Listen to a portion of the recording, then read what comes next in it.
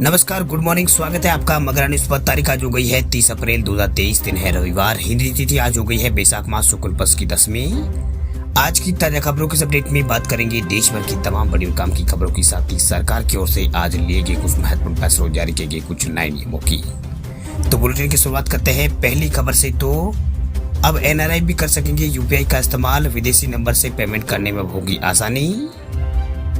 अब एनपीसीआई ने 10 देशों में रहने वाले भारतीयों यानी एनआरआई को भी बैंक खातों के लिए अपने मोबाइल नंबरों का उपयोग करके यूपीआई उपयोग करने की मंजूरी दे दी है। वह कुछ समय पहले तक एक एनआरआई को किसी भी एप्लीकेशन के लिए यूपीआई आईडी सेट करने के लिए एक वैध भारतीय मोबाइल नंबरों की आवश्यकता होती थी, जो अब नहीं पड़ेगी। यानी अब जो एनआरआई जो है अपने अंतर्राष्ट्रीय या फिर नॉन भारतीय मोबाइल नंबरों के साथ भी यूपीआई का इस्तेमाल कर सकते हैं। चलिए बात करते हैं अगली खबर की। तो रेल यात्रियों के लिए खुशखबरी देखिए, अब गंभीर रोगियों को ट्रेन के किराए में मिलेगी छूट। भारतीय रेलवे में सफर करने वाले यात्रियों को किराए में छूट भी दी जाती है। इस छूट को हासिल करने के लिए कुछ नियम बनाए गए हैं, जैसे कि रेलवे में सफर करने वाले लोग जिनमें दिव्यांग जो है उनको छूट यहाँ पर दी जाती है। ऐसे ही कुछ गंभीर बीमारियों से पीड़ित होने पर भी यात्रियों को किराए में छूट दी जाएगी।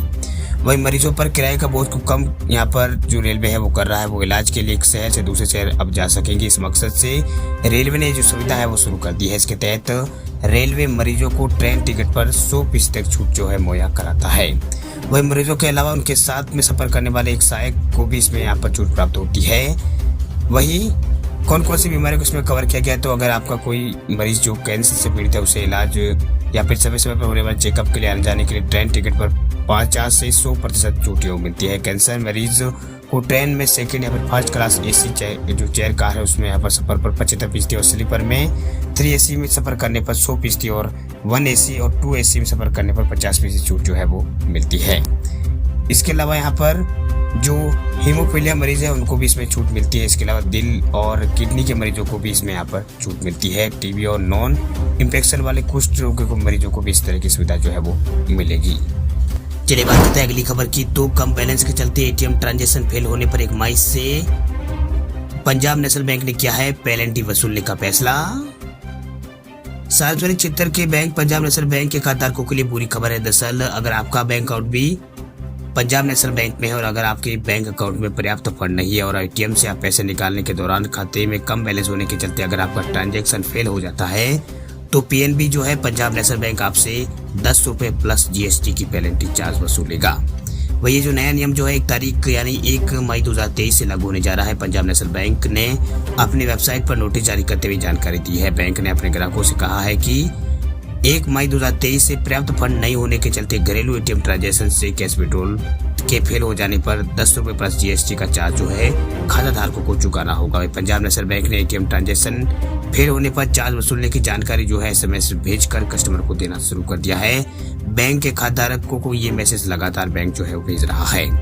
वही वैसे आपके खाते में पर्याप्त बैलेंस है और इसके बावजूद एटीएम से ट्रांजैक्शन अगर फेल हो जाए तो ग्राहक को इस समस्या से निपटने के लिए पीएनबी ने गाइडलाइन बनाई हुई है, जो पीएनबी की वेबसाइट पर जाकर आप जहाँ पर इस गाइडलाइन को पढ़ सकते हैं।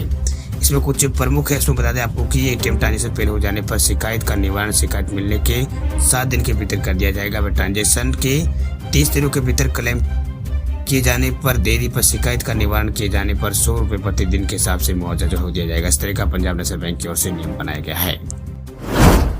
बात अब करते हैं अगली खबर की। तो भारत सरकार ने 46 कीटनाशकों पर लगाया है प्रतिबंध, किसान नहीं कर सकते हैं इनका इस्तेमाल। सरकार किसानों के हित में आए दिन कई बड़े कदम यहाँ पर उठाती है। इस वक्त देश में प्राकृतिक खेती को बढ़ावा देने की कोशिश की जा रही है। इसके लिए कई कीटनाशकों पर प्रतिबंध लगाया गया है। वही कीटनाशक फसलों का जो कीट जो है उससे बचाव करने का काम करता है। वही कुछ कीटनाशक फसलों को बर्बाद भी कर देते हैं। माना जाता है कि इन कीटनाशकों में केमिकल की मात्रा जो है ज्यादा होती है। फसलों के नुकसान को ध्यान में रखते हुए सरकार ने कई कीटनाशकों को भारत में बैन कर दिया है। वही कृषि मंत्रालय ने उन 66 कीटनाशकों की समीक्षा करने के लिए एक समिति का गठन किया था जो अन्य देशों में प्रतिबंध है, लेकिन भारत में उनका निर्माण या उपयोग यहाँ पर होता है। इस तरह से यहाँ पर की गई समीक्षा के बाद यहाँ पर जो समीक्षा उसके बाद भारत सरकार ने 46 कीटनाशकों के देश में आयात और निर्माण और उपयोग पर प्रतिबंध लगा दिया। इसके अलावा 8 कीटनाशकों का रजिस्ट्रेशन वापस ले लिया गया। चलिए बात करते हैं बाकी खबर की। तो अगर आप भी है परेशान स्पैम कॉल से तो आपके लिए खुशखबरी है। 1 मई से लागू होंगे नए नियम। स्पैम कॉल से मिलेगा छुटकारा।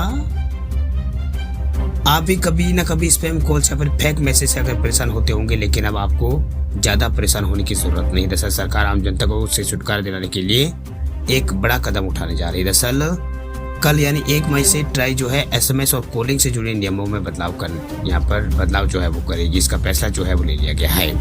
वही ट्राई के इस कदम से 1 मई से आपको अनचाहे कॉल्स से छुटकारा मिल सकेगा। वही लोगों को स्पैम कॉल्स और फेक मैसेज से होने वाली परेशानी को देखते हुए इस कदम को उठाया जा रहा है। यही नहीं, ट्राई ने कंपनियों को आदेश दिया है कि कंपनियां जो है AI की मदद से स्पैम फिल्टर जो है वो लगाए। वह telecom regulatory authority of India जो है ट्राई, उसने यहाँ पर टेलीकॉम कंपनियों को AI टेक्नोलॉजी के साथ आने वाले स्पैम फिल्टर लगाने का आदेश दे दिया है। लेकिन सवाल ये उठता है कि आखिर इसको आपको क्या फायदा होगा। बता दें कि आप लोगों की जानकारी के लिए आपको बता दें कि ये फिल्टर आपको आने वाले स्पैम कॉल या फिर यूं कह लीजिए अनलाइन जो मतलब अनचाहे कॉल्स है उसके अपने नेटवर्क पर ही इसे ब्लॉक यहाँ पर कर देगा। यानी ऐसे कॉल आने के बाद जो काम आप यहाँ पर करते हैं, यानी फ़ोन नंबर को ब्लॉक करने का काम आप करते हैं, ये फिल्टर जो है वो काम करेगा और नेटवर्क पर ही ऐसी कॉल्स को ब्लॉक कर देगा और आपके फ़ोन तक ऐसी कॉल्स पहुँचेगी नहीं। तो टेलीकॉम क्षेत्र से बात कर ही रहे थे, और बात अगली खबर की कर लेते हैं। अगली खबर है एयरटेल और जियो के यूजर्स के लिए। एयरटेल और जियो के ग्राहकों को लग सकता है बड़ा झटका। इस महीने से बढ़ने वाले हैं रिचार्ज प्लान के दाम। देश की दिग्गज टेलीकॉम कंपनी रिलायंस जियो और एयरटेल अपने ग्राहकों को जल्दी बड़ा झटका दे सकती है। दरअसल खबरों की माने तो दोनों कंपनियां जो है अपने रिचार्ज प्लान की कीमतों में बढ़ोतरी कर सकती है। दरअसल कई रिपोर्टों में यहाँ पर जियो और एयरटेल ने अपने प्लान में 10% बढ़ोतरी की यहाँ पर बात कही है। यानी कई रिपोर्ट्स में जियो और एयरटेल के प्लान में 10% बढ़ोतरी हो सकती है। अगर कोई प्लान अगर आपका 300 रुपये का, तो उसकी नई कीमतें 330 रुपये हो जाएगी। वे कंपनी अपने प्लान में 10% बढ़ोतरी कर सकती है। कंपनी अपने किन किन प्लानों में बढ़ोतरी करेगी इस बारे में फिलहाल कोई जानकारी नहीं दी गई है। वह जियो और एयरटेल अपने प्लानों में कब तक बढ़ोतरी करेगा, तो ये भी एक सवाल बना हुआ है। तो आपको बता दें कि साल 2023 के आखिरी तिमाही तक यहाँ पर कंपनी जो है अपने रिचार्ज प्लान को, नए प्लानों को पेश कर सकती है। ऐसे में अंदाजा लगाया जा रहा है कि जियो जो एयरटेल है, दोनों कंपनियां जो है दिसंबर से जनवरी के बीच जो है नए प्लान रोल आउट कर सकती है। वह जियो एयरटेल के प्लानों में बढ़ोतरी होने इसके बाद वोडाफोन भी यहाँ पर अपने प्लान जो है बढ़ा सकती है। इसके अलावा अन्य टेलीकॉम कंपनियां भी रिचार्ज प्लान महंगे कर सकती है। इस दौरान 4G रिचार्ज प्लान और 5G रिचार्ज प्लान भी है जिसके अंदर महंगे हो सकते हैं। चलिए बात करते हैं अगली खबर की। तो मध्य प्रदेश के मुख्यमंत्री शिवराज सिंह चौहान ने किया है बड़ा ऐलान। अब हर वार्ड में बनेगी लाडली बहना सेना। मध्य प्रदेश में लाडली बहना योजना में करोड़ों महिलाओं के फॉर्म जो है जमा हो रहे हैं। वही सीएम शिवराज सिंह चौहान ने ऐलान किया है कि बहनों के लिए जल्द ही लाडली बहना सेना तैयार होगी। ये सेना जो है हर वार्ड में लोगों को जागरूक करने का काम करेगी। सीएम ने कलेक्टर और कमिश्नर को निर्देश दिया है कि हर वार्ड में बहनों का एक ग्रुप जो है बनाया जाए। वह समूह के जरिए महिलाओं को आत्मनिर्भर और सशक्त बनाना है। सीएम शिवराज सिंह चौहान ने बहनों से संवाद करने के दौरान कलेक्टर और कमिश्नर को निर्देश दिया है कि हर वार्ड में महिलाएं जो है अपने समूह को यहाँ पर तैयार करें। इन समूहों के जरिए गांव की तरह ही यहाँ पर अब शहरी इलाकों में भी शहरी आजीविका मिशन के जरिए महिलाओं को मजबूत आत्मनिर्भर बनाने की दिशा में काम किया जाएगा। चलिए बात करते हैं अगली खबर की। तो पराली जलाने वाले लोगों के लिए बड़ी खबर देखिए। पराली जलाने वालों की अब खैर नहीं, किसानों को देना पड़ सकता है 15,000 रुपए तक का जुर्माना। अब किसानों को खेत में पराली जलाना भारी पड़ सकता है, क्योंकि सरकार ने पराली जलाने के कारण बढ़ते प्रदूषण को रोकने के लिए नए नियम बनाए हैं, जिसमें पराली जलाने पर किसानों को 15,000 रुपए तक का जुर्माना जो है वो देना पड़ सकता है। केंद्र सरकार ने किसानों द्वारा पराली जलाने की प्रत्येक घटनाओं के लिए 2500 रुपए से लेकर 15,000 रुपए के जुर्माने की घोषणा यहाँ पर की है। वही जो यहाँ पर NGT जो है, नेशनल ग्रीन ट्रिब्यूनल, उनके द्वारा यहाँ पर कई क्षेत्रों में पराली जलाने के मामले भी यहाँ पर दिए गए निर्देशों के अनुसार यहाँ पर जो NCR है, NCR आसपास के क्षेत्रों में एयर क्वालिटी मैनेजमेंट का नया आयोग जो है नया नियम 2023 निर्धारित यहाँ पर किया है। जो यहाँ पर 2 एकड़ से भी कम भूमि वाले किसानों को 2500 रुपये जो है 2500 का पर्यावरणीय मुआवजा जो है देना होगा, जबकि ये राशि 5,000 तक भी जा सकती है। वही जिन किसानों के पास 2 एकड़ से 5 एकड़ तक जमीन है, नियम अनुसार 5 एकड़ से अधिक जोत के लिए यहाँ पर 1500 रुपये का पर्यावरण दूषित करने का जुर्माना जो है वो लगाया जा सकता है।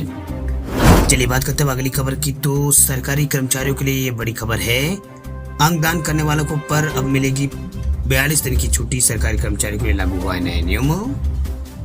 पर्सनल और ट्रेनिंग डिपार्टमेंट जो है DOPT उसकी ओर से यहाँ पर जारी किए गए अधिकारी मेमोरेंडम में उसमें कहा गया है कि अंगदान करने एक बड़ी यहाँ पर सर्जरी है, जिसमें ठीक होने का समय यहाँ पर लगता है।